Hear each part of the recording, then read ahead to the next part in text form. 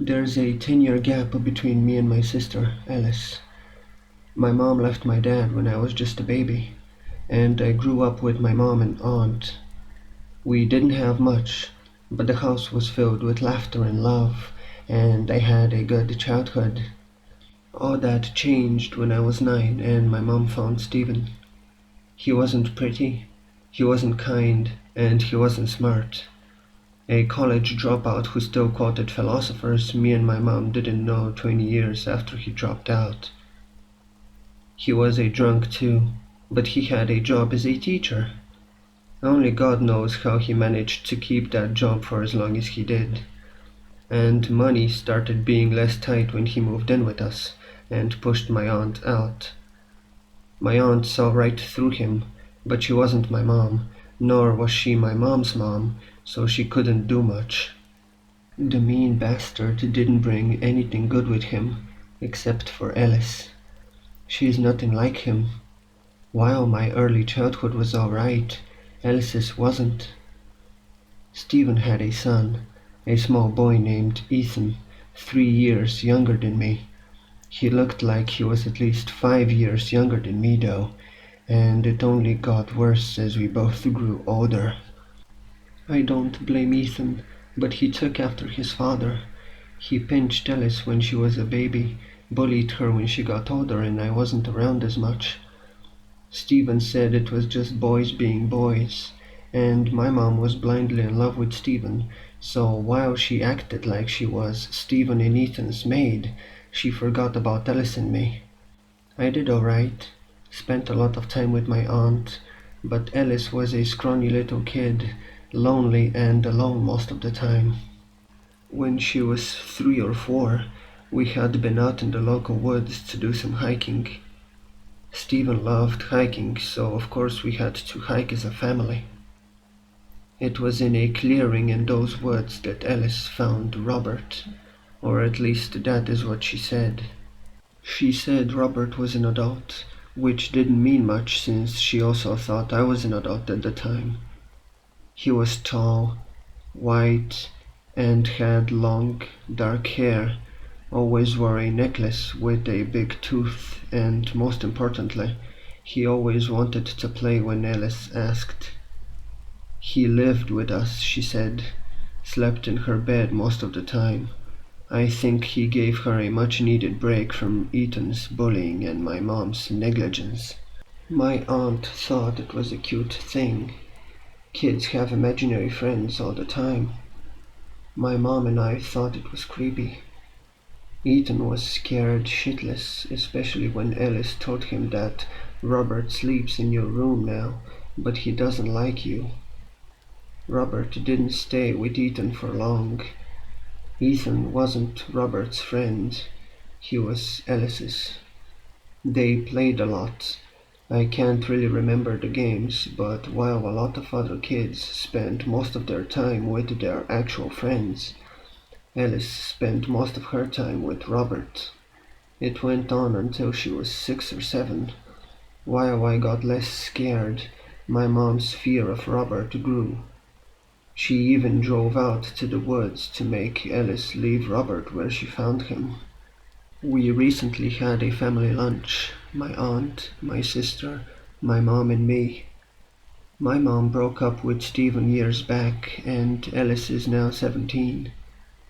We talked about Robert, and Alice laughed and said that she didn't leave him back in the woods when Mom told her to do so.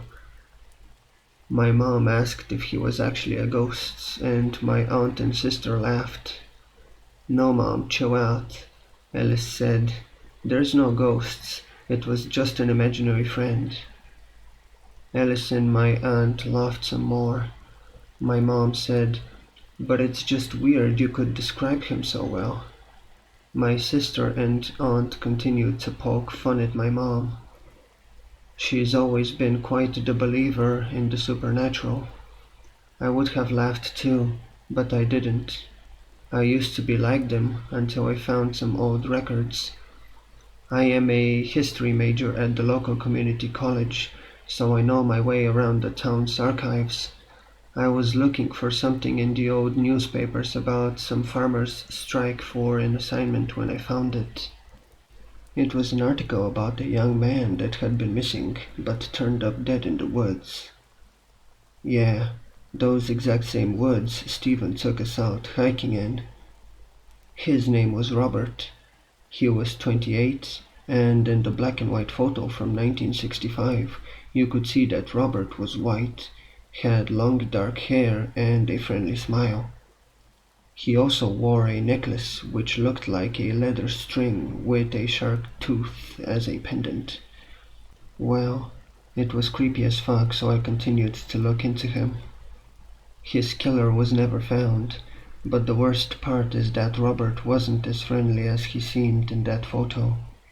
He had tried to rape a 6-year-old girl, and when that didn't work out, he tried to strangle her. The girl survived, and Robert spent some time in jail for it. He went missing a few days after his release.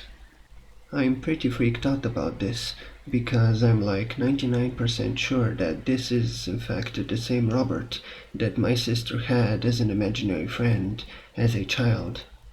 I haven't told my family about this, and honestly, I don't think I ever will.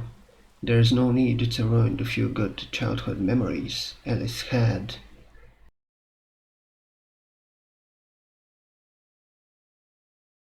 Hello? I would like to order a pizza.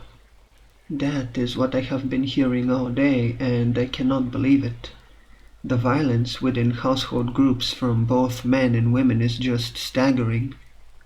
When they add on pepperoni or other items on the pizza, it just sends shivers down my spine.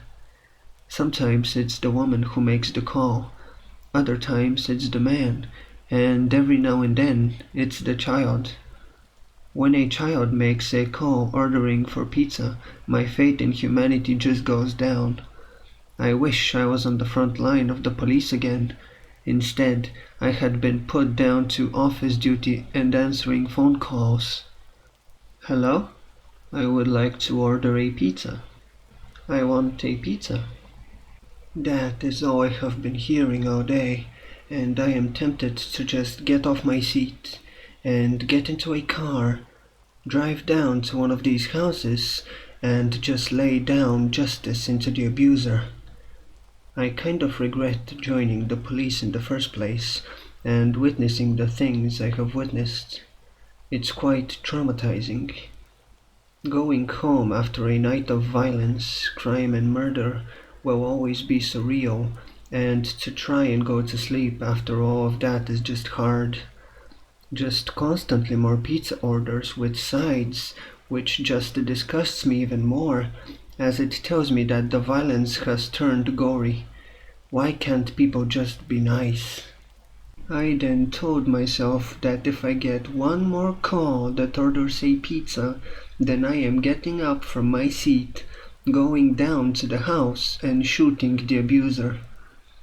I will bring justice on my own terms, and when another call came through, and another so-called pizza order, I got up from my seat, went down to the very house the call came from, and knocked on the front door.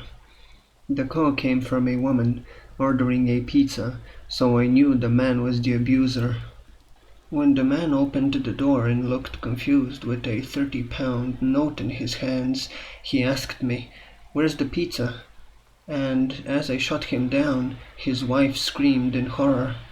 I then remembered that I don't work for the police anymore, and that I worked in a pizza joint. It was just instinctive or automatic for me to react like that for working so long in the police. Some things are hard to shake off.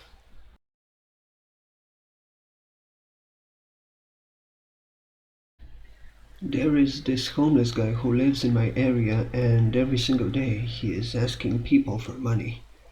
And I will admit I have gotten angry with him on occasion. He has even been in the newspaper for being too forceful with people to try and make them give him some money. Don't know what his problem is, but I do feel sorry for him, and he comes and goes really. You can say he is kind of famous around the area as the homeless guy, and I'm not sure whether he has received any kind of help. A couple of days ago, I decided to treat him with something. I wanted to take him into a supermarket and let him grab whatever he wanted. He could even use a trolley and fill that trolley up right to the top. When I see him slouching down on the alleyway or just standing around, my heart does ache. I really wanted to know how he ended up in this position. We are all human in the end. Everyone goes through tough spots. I remember going up to him and he was looking depressed.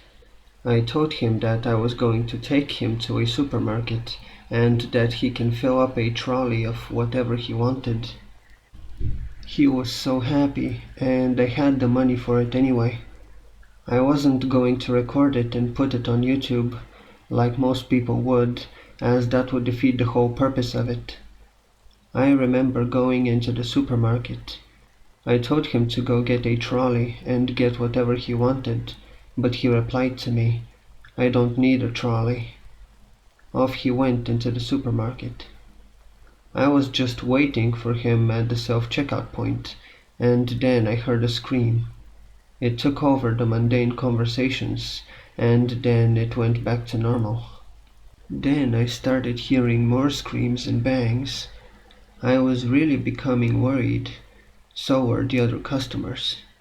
Then I saw the homeless guy dragging a couple of dead workers and customers which he had killed. He then told me, "This is all I want, and thank you so much."